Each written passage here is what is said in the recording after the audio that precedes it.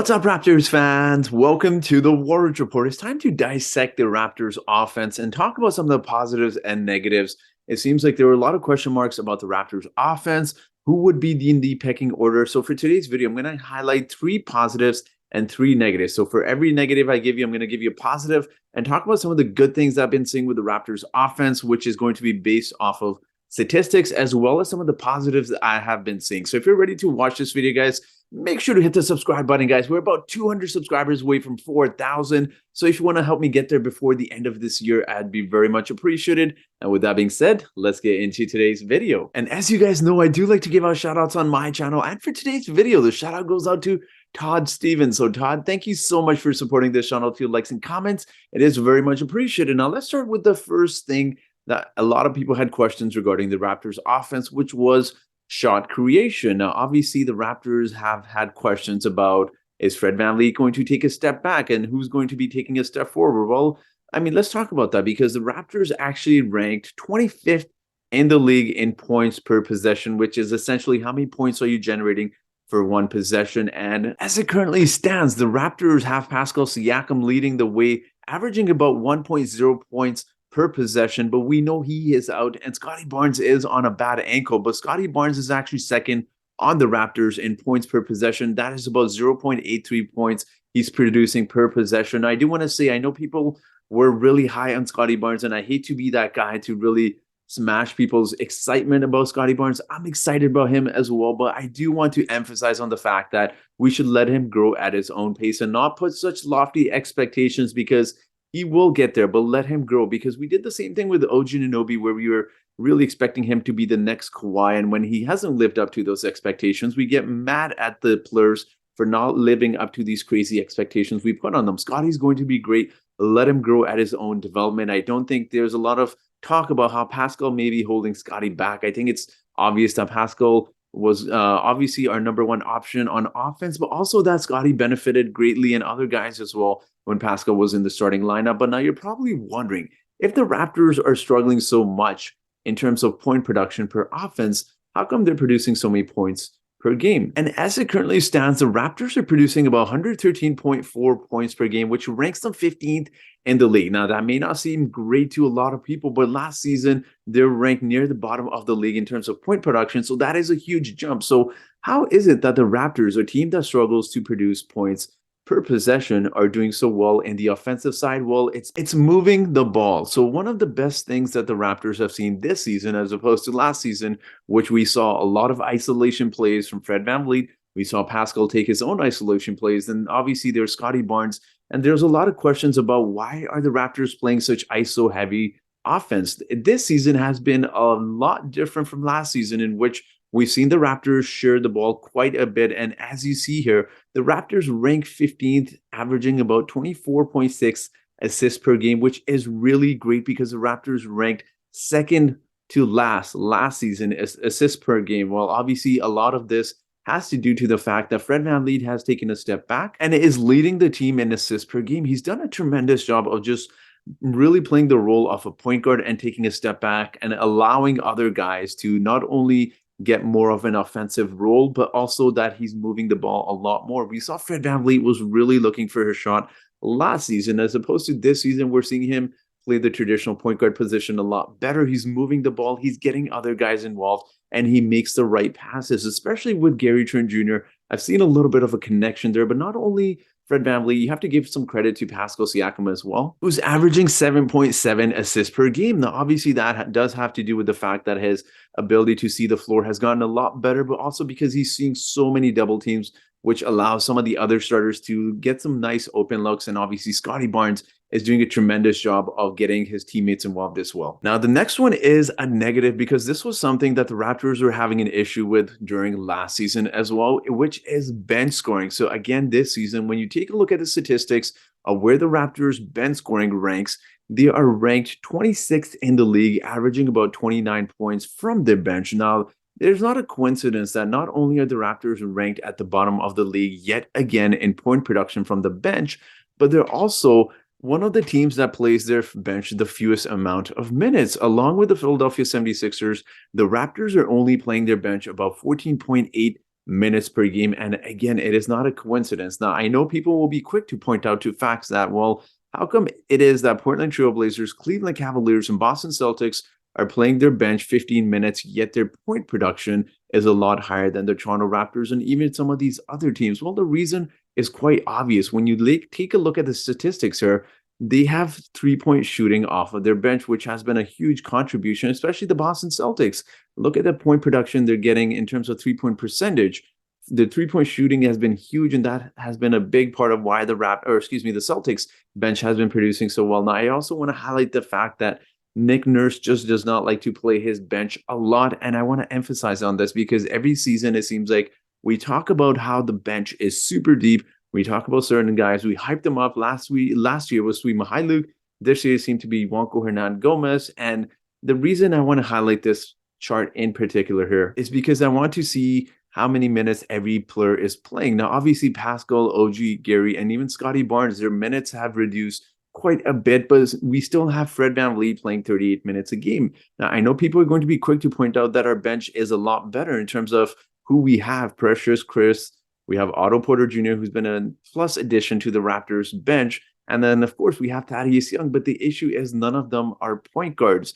And obviously, Malachi Flynn, Delano Banton are seeing about 7 to 8 minutes per game. But the issue I have with this is you can't play those young guys 7 minutes a game and expect them to develop. And not only is it just 7 minutes a game, my issue with Nick Nurse is you don't like Malachi Flynn, that's perfectly fine. If you want to play Delano Banton, at least play him consistently, which is how young players get into repetition and how they'll be performing better, and that really helps their growth quite a bit. But even, for example, let's say that Nick Nurse does not like Delano Banton because of his lack of IQ, because of his shooting, whatever the case may be. At the very least, we should at least give Jeff Doughton some playing time. I mean, Jeff Doughton has played 4 minutes in 2 games this year. I just don't understand it. I mean, Malachi Flynn, okay, I get it. There's a lot of criticism towards him, even though I really like him. Delano Banton, I get it. He doesn't have the shooting, even though he's shooting pretty well from the three-point line, but at least give Jeff Doughton some minutes. And not only that, but even Juanco Hernan-Gomez, who played fairly well against the Chicago Bulls in limited minutes. Why have we been not seeing him? Obviously, he's not a point guard, and I get it, guys, but wasn't the whole point of signing these 6'8", 6'9" guys was to have a lineup full of them? So why not just have Thaddeus Young playing the point guard? You can have Juanco Hernan-Gomez at the small forward position, much like how the Cleveland Cavaliers used 7-foot Lauri Markkanen as a small forward last year, and you saw what that length does. So again, I understand people's frustration with Malachi, Delano, whatever the case may be, but you have to use some of these other guys.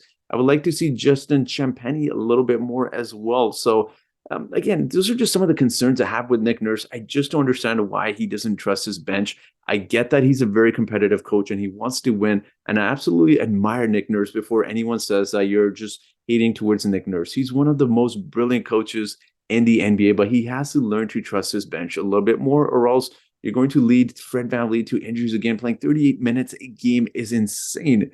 I know we're early into the season, but this guy's had knee issues and you're playing him 38 minutes a game. I just don't get it, guys. But that has been one of the negatives of why I believe the Raptors bench has been struggling so much. Let's move on to our next positive topic here. And that has been their three-point shooting. The Raptors' three-point shooting has been an absolute surprise to a lot of people. They are ranked 12th in the league, shooting 36.7% from the three-point line. Now, I believe the reason this is, it has to do with Fred VanVleet and Scotty Barnes.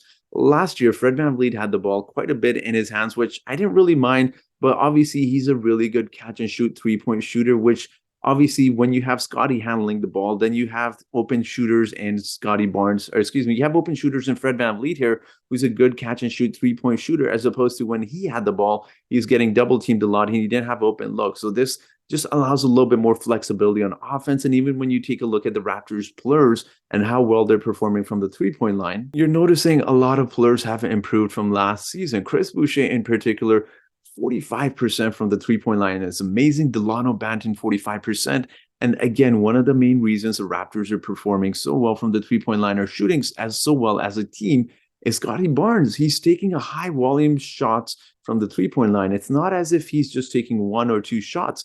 He's taking 4.2 three-pointers a game, and he's converting 39.5% of them. Now, although I believe Delano Banton and Scotty Barnes' percentages are likely to dip as we progress during the season. It's still a very encouraging sign to see those two players in particular who came in to the Raptors system not being known for shooters, yet they're doing so well. So again, even if they're shooting somewhere around the 35, 34% mark is really impressive for both of them, considering where they came from. And even some of the other guys, again, Precious Achiuwa, his three-point shooting has been a little bit sus this season, to say the least, but some of the other guys will definitely have been stepping it up as well. OG Anunoby, 40% is encouraging. Fred VanVleet, 38%. Gary Trent Jr., 35%, could be a little bit higher as well. So again, we'll see how the three-point shooting continues, but there's been some encouraging sign from obviously Scotty Barnes, Delano Banton, but even some of the other guys. Otto Porter Jr., Malachi Flynn's three-point shot looks very impressive. We need to give these guys, Malachi Flynn in particular, I've been preaching that on this channel for quite some time. Give him some minutes, give him some playing time, and he can space the floor a little bit. He can provide a little bit more scoring off of the bench. I understand that people have some issues with his height. It is what it is. He's a good defender. He just doesn't fit the scheme of 6'8", 6'9" guys, but I think his shooting could definitely benefit the Raptors off of the bench. But let's talk about some other things as well. And the next thing we will talk about, which is a negative, is free throws. Now, the big issue with the Toronto Raptors has been that they're a decent free throw shooting team. 17th in the league at about 76.8% of their free throws isn't all that bad. But if they made a few more, we've seen several games where Pascal Siakam has had opportunities to convert some of those free throws, and those extra couple of free throws, even 2 extra free throws, would make such a big difference, and it would have made the game closer. In fact, when you look at a lot of the games that we have lost, if the Raptors had shot a little bit better, even a couple, 3 more free throws better, the game could have potentially been won. So I think that has been the big issue with the Raptors. But it's also because of the personnel that the Raptors have on this team. When you take a look at individual stats of players, you notice that there are 2 main guys, and Pascal and Scotty need to shoot the free throws a little bit better. Scotty's doing pretty decent, 76% from the free throw line. Pascal, 72%. He needs to bump those numbers up a little bit. Again, he's having a very impressive season, but if there's one area he could definitely work on is free throws. He needs to improve those free throws a little bit, and also considering that he's supposed to be our main option on offense in the fourth quarters, you want him to make those free throws. Now, in terms of other guys, obviously Thaddeus Young has barely shot it, but his 50% doesn't help. And Christian Koloko, who has been starting for the Raptors as well, needs to hit those free throws at a little bit higher clip. In terms of Gary Trent Jr., I'm expecting him to be in the mid-80s as well. 76% for Gary Trent Jr. isn't all that great. So again, if a couple of these guys improve even by a few percentages, I think the Raptors, if they can get into that 80% mark of hitting their free throws, that would be a big bonus for them. But enough of the free throws, guys. Let's talk about the next topic here, which is something that the Raptors have been doing really well this season. And I've titled this one Run, Forest, Run for a reason. And you'll hear this before. You'll understand why I named this for a reason. Now, the Raptors rank first in the league in steals per game. OG Anunoby has been a big part of this. Fred VanVleet, Gary Trent Jr., we know what they're capable of in terms of getting steals on their defensive side. Obviously, there's Pascal and Scotty, not to take away from them as well. But OG Anunoby absolutely has been a beast, and he has done a tremendous job of getting steals during this season. I think he's really bought into that role that, you know what, I'm not going to be Kawhi Leonard that a lot of people may have expected, but my defense is amazing. And he's acknowledged that. He said, I should be recognized for my defense. I forget what the exact quote was. He said, I am him. I believe it was something along the lines of that. And he's really buying into his role of being that defensive player. And even that particular game against the Atlanta Hawks, he was reading plays from Trae Young so well. He probably could have gotten a few more steals had the ball not bounced out of bounds when he was going for them. So he's reading the plays so well. He's seeing the court a lot better. He's getting those steals, which has helped the Raptors become the best team in the league in steals per game. Now, the reason I said run, force, run is because when you take a look at the Raptors statistics, in transition, they're getting those steals, and this is going to tie in with how they performed in transition. And it's not a coincidence that they not only lead the league in steals, they also get the most points in transition, better than any other team in the NBA. They're averaging 28.6 points in transition, which is absolutely amazing. And even when you were to look at the statistical category to the left, where it says PPP, points per possession, 1.2 points per possession during transition, it is amazing. They're doing a really good job of getting the ball. They're young legs out there. This is not a really old team. They have a lot of guys that can run. They got Delano, they got Scotty, they got Precious Achiuwa, they got OG Anunoby. These guys can run. and obviously Pascal as well. So you get the ball, you get to run down the court, and this is something the Raptors have been doing so good at. So it's good to see that the Raptors are doing well in certain areas. There's obviously some improvements that they could definitely use in terms of free throw shooting, some of the other important parts of the offense, which I've highlighted. But I do want to hear your thoughts. What has impressed you the most of the Raptors offense this season? Let me know in the comment section below. And as always, guys, I do have a trivia question for you today. And that trivia question is, who leads the Raptors in offensive rebounds per game? Is it A, Pascal Siakam?